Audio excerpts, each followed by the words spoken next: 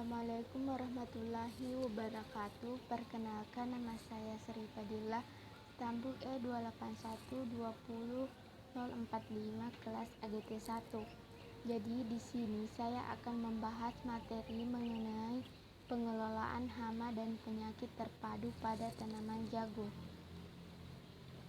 Jagung manis merupakan komoditas pertanian yang sangat digemari oleh masyarakat karena banyak mengandung gizi dan memiliki nilai ekonomis.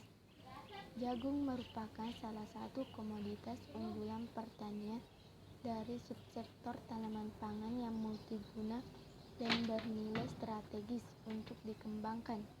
Pada saat ini, jagung tidak hanya dimanfaatkan untuk bahan pangan saja, tetapi juga untuk pakan ternak dan juga bahan bakar.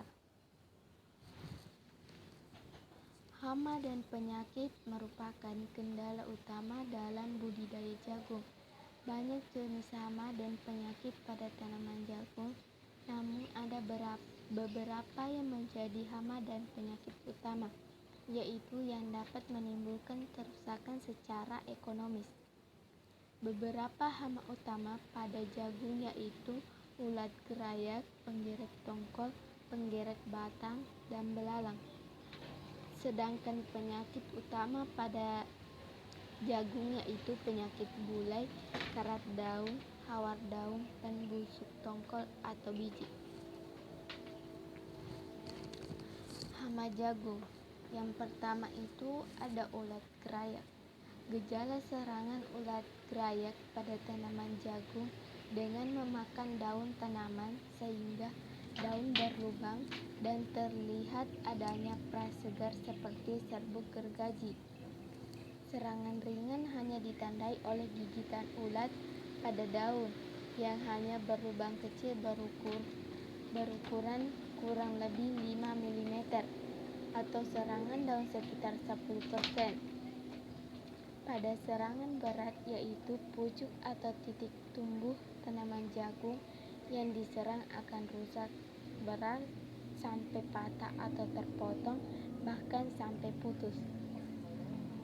Pemanfaatan pestisida nabati dan cendawan entomopatogen dapat menjadi solusi dalam usaha pengendalian hama ulat gerayak tanpa merusak ekosistem pertanian.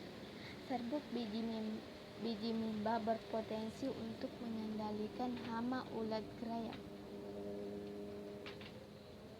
Yang kedua, penggeret tongkol.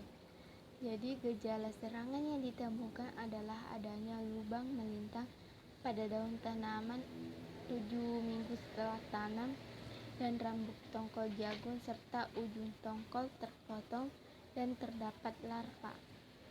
Pengendalian penggeret tongkol dapat dilakukan dengan cara rotasi dengan tanaman bukan inang menggunakan varietas tahan, yaitu yang pelepah buahnya panjang dan kuat. Menanam varietas jagung yang kelobotnya menutup tongkol rapat pada daerah endemik dapat menggunakan perangkap. Yang ketiga, penggeret batang. Jadi gejala yang ditunjukkan adalah adanya lubang gerekan pada batang dengan kotoran menutupi lubang gerekan. Pengendalian hama jenis ini dapat dilakukan beberapa cara sebagai berikut. Yang pertama, menanam serentak dan tidak menanam jagung dua kali pada lahan yang sama. Yang kedua, penggunaan parasitoid telur Trichogramma spp, parasitoid larva Xanthophila etenimta, predator Demapterans atau Cocopet. Yang ketiga, pengendalian dilakukan apabila serangan mengkhawatirkan atau telah mencapai ambang ekonomi. Yang keempat, pengendalian dilakukan pada fase vegetatif sampai pembentukan biji. Yang keempat, belalang.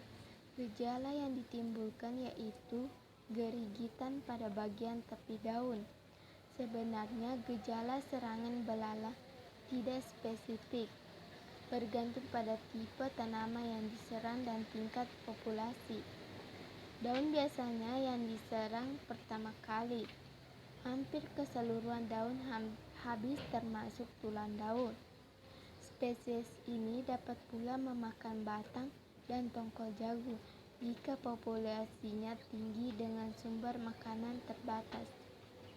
Pengendalian hama belalang dapat dilakukan dengan cara melepaskan predator alaminya yaitu berupa burung atau laba-laba, bisa juga dengan menggunakan biopestisida. Selanjutnya penyakit jagung. Yang pertama itu ada penyakit bule. Jadi bule pada tanaman jagung disebabkan oleh cendawan. Penyakit bule dapat menyebabkan gejala sistematik yang meluas ke seluruh badan tanaman dan dapat menimbulkan gejala lokal. Pada tanaman yang masih muda, daun-daun yang baru saja membuka mempunyai bercak-bercak klorotis kecil-kecil. Bagian daun permukaan atas maupun bawah terdapat warna putih seperti tepung, sangat jelas di pagi hari. Pengendalian penyakit bule dapat dilakukan dengan berbagai cara seperti penggunaan varietas tahan, waktu tanam yang serentak, sanitasi lingkungan tanaman jagung, dan penggunaan fungisida. Cara yang paling mudah untuk dilakukan oleh petani dan tanpa pengaruh negatif terhadap lingkungan adalah penggunaan varietas tahan. Yang kedua, karat daun. Jadi gejala penyakit karat umumnya muncul setelah terbentuknya bunga jantan atau fase generatif. Penyakit karat pada tanaman jagung ditandai oleh adanya bercak-bercak kecil berbentuk bulat sampai oval pada permukaan daun atas dan bawah yang disebut sebagai uredia.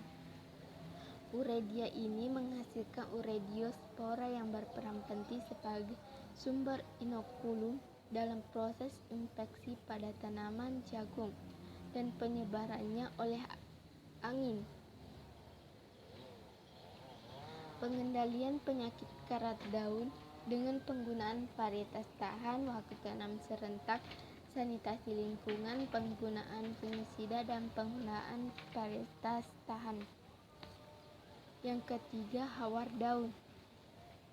Gejala tanaman yang dinyatakan terinfeksi hawar daun antara lain muncul bercak kecil berbentuk bulat memanjang pada daun, kemudian bercak berkembang membesar berbentuk oval. Gejala bercak yang semakin melebar dapat bersatu dengan bercak yang lain sehingga menyebabkan jaringan daun mati dan mengering atau nekrosis. Agen hayati tribaj merupakan perpaduan antara jamur dan bakteri yang dapat mengendalikan penyakit hawar daun. Dalam hal ini, jamur Trichoderma sp berperan sebagai agen biokontrol karena bersifat antagonis terhadap jamur lainnya. Sedangkan bakteri Corynebacterium juga berperan sebagai bakteri antagonis yang dapat mengendalikan hawar daun. Yang keempat, busuk tongkol atau biji. Jadi penyakit busuk tongkol dan busuk biji yang disebabkan oleh cendawan Fusarium. Gejala busuk tongkol Fusarium graminearum menyebabkan pembusukan yang berwarna merah jambu atau kemerah-merahan, berkembang dari ujung ke pangkal tongkol. Fusarium moniliform menyebabkan pembusukan pada biji atau sekelompok biji. Oleh karena itu, seringkali penyakit disebut busuk biji. Warna biji yang busuk bervariasi dari merah jambu sampai coklat kemerahan atau coklat kelabu, tergantung dari banyak sedikitnya jamur dan cuaca.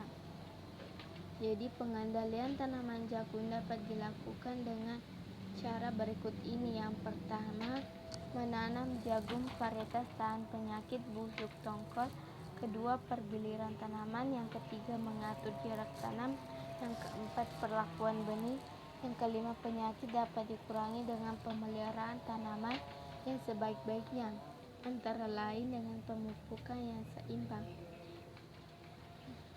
Yang keenam, tidak membiarkan tongkol terlalu lama mengering di ladang. Jika diharapkan akan turun banyak hujan, bagian batang di bawah tongkol dipatahkan agar ujung tongkol tidak mengarah ke atas. Baiklah, itu saja materi yang dapat saya sampaikan. Lebih dan kurangnya mohon dimaafkan. Wabillahi taufik wal hidayah. Wassalamualaikum warahmatullahi wabarakatuh.